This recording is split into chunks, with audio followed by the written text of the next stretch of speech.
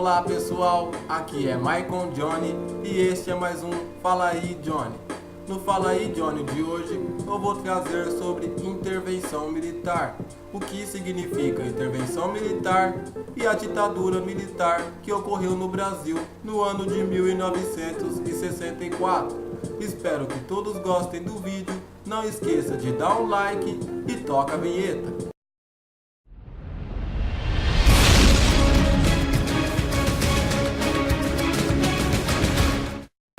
Intervenção militar.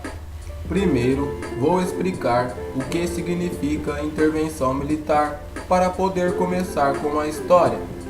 Intervenção militar significa o uso de forças militares, exército, marinha e aeronáutica para controlar determinada situação que deveria ser de responsabilidade de outro tipo de força ou autoridade.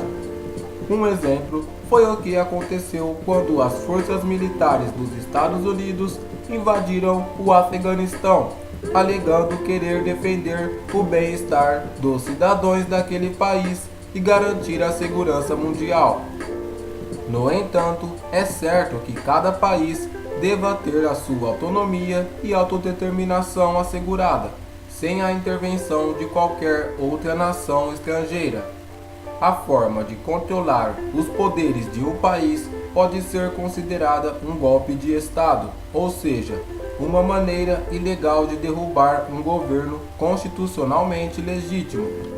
No Brasil, a intervenção militar representou um período que ficou marcado por ser a ditadura militar brasileira, entre os anos de 1964 e 1985.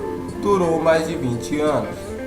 No dia 1º de abril de 1964, o governo de João Goulart, após renúncia do presidente Jânio Quadros, foi deposto e o regime militar teve início alguns dias depois a partir de um golpe de Estado. O fim da ditadura militar no Brasil aconteceu em 1985, sendo João Figueiredo o último presidente deste período. Algumas manifestações feitas entre 2014 e 2015 contra o governo brasileiro pediam a intervenção militar como solução para resolver questões referentes à economia, corrupção e segurança nacional. Muitas pessoas dizem que não gostam nem de lembrar, e outras explicam que não era tão ruim assim e que seria o melhor para o nosso país nos tempos de hoje. Mas vamos ver alguns fatos que ocorreram de verdade. A ditadura militar do Brasil governou o país a partir do dia 1º de abril de 1964, quando o presidente João Goulart foi derrubado pelo exército. O golpe teve o apoio de políticos importantes como José de Magalhães Pinto, governador de Minas Gerais, e Carlos Lacerda, governador do antigo estado de Guanabara.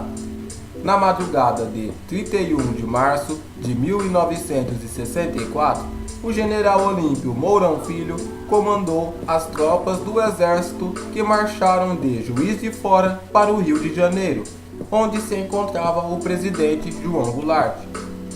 No dia 11 de abril de 1964, o Congresso Nacional, que tinha declarado vago o cargo de presidente da República após a fuga de João Goulart para o Uruguai, elegeu um novo presidente.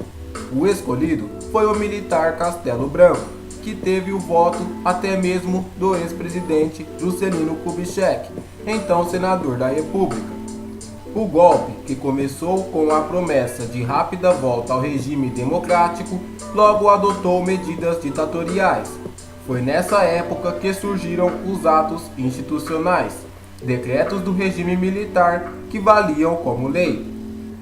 Os primeiros decretos deram poder aos militares para alterar a Constituição, dissolver partidos políticos, determinaram eleições indiretas e revogaram a Constituição de 1946, entre outras coisas. Mas foi com a posse do segundo presidente, o Marechal Costa e Silva, que a ditadura endureceu. Foi no governo Costa e Silva que o regime militar publicou o AL-5, que na prática fechou o Congresso, caçou políticos e tornou a tortura uma prática comum. A ditadura teve oposição, inclusive armada. De 1966 a 1974, 1.416 civis pegaram em armas. Eles assaltaram bancos, realizaram atentados à bomba, sequestraram aviões e até mesmo diplomatas estrangeiros, como o embaixador norte-americano Charles Burke. Ele foi solto 2 dias depois, em troca da libertação de presos políticos do regime. O primeiro passo para a luta armada partiu de Leonel Brizola, ex-governador do Rio Grande do Sul. Exilado no Uruguai, ele fundou o Movimento Nacionalista Revolucionário e mandou guerrilheiros para o treinamento em Cuba. A maior movimentação de tropas do exército dentro do Brasil no século XX foi durante a ditadura. O exército enviou milhares de soldados para as regiões do Araguaia, no Tocantins, para combater a guerrilha. Um dos principais líderes da luta armada e inimigo número 1 da ditadura, Carlos Marighella, foi morto numa emboscada na Alameda, Casa Branca, em São Paulo, em 1969. Hoje, uma pedra marca o local onde o líder da Ação Libertadora Nacional foi executado. Mas o que não podia fazer na ditadura? Falar mal do governo. A simples discordância em relação ao sistema político já era razão para ser perseguido. Esqueça a liberdade que o pessoal tem de colar um adesivo "Fora Dilma" no carro, fazer piadas sobre o regime militar e as piadinhas que tanto rolam, sem chance. Protestar. Toda a galera que vão às ruas para protestar não poderiam fazer isso, já que os militares suspenderam os direitos políticos dos cidadãos civis. Escrever música que não agradem o governo, principalmente após o ato institucional número 5 de 1968, os artistas não podiam mais contestar o regime nem protestar em suas obras. Quem não agradasse os generais tinham que sair do país. Já imaginou?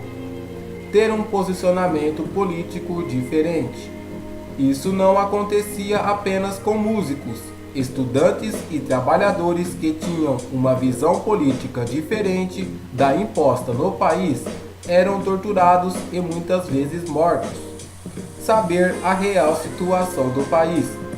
Uma vez que a imprensa era controlada pelo governo, é claro, muita gente tinha a sensação de que a saúde e a educação eram uma maravilha e de que não havia corrupção. Claro que havia. Os jornais e TVs simplesmente eram censurados e não podiam falar sobre o assunto.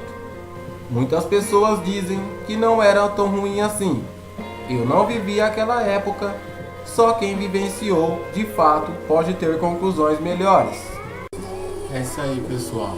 Esse foi um pouco de ditadura militar. Bom, espero que vocês tenham gostado do vídeo. Não esqueça de dar um like e deixar no comentário as suas sugestões. Muito obrigado e até o próximo vídeo.